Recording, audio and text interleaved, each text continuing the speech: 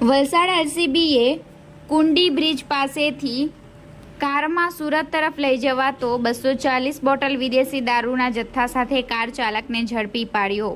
તારીખ 17 મે શુક્રવારના રોજ 2 કલાકે નોંધાયેલી ફરિયાદની આજરોજ મળતી માહિતી મુજબ વલસાડ જિલ્લાની એલસીબીની ટીમ જિલ્લાના વિવિધ વિસ્તારમાં પેટ્રોલિંગ કરી રહી હતી, જે દરમિયાન વલસાડ તાલુકાના ડુંગરી પોલીસ મથક હદ વિસ્તારમાં પેટ્રોલિંગ કરતી હતી।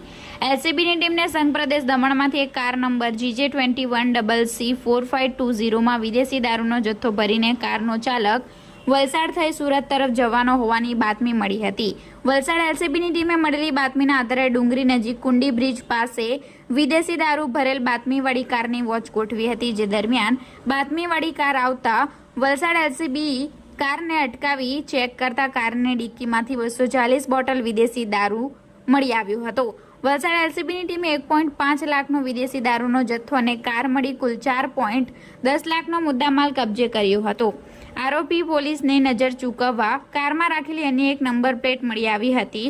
વલસાડ એલસીબીની ટીમે વિદેશી દારૂના જથ્થા અને ડુપ્લિકેટ નંબર પ્લેટ સાથે નિલેશ ઉર્ફે ડોક્ટર મહેશભાઈ વર્માની ધરપકડ કરી ડુંગરી પોલીસ મથકે ગુનો નોંધી આગળની વધુ તપાસ હાથ ધરી છે।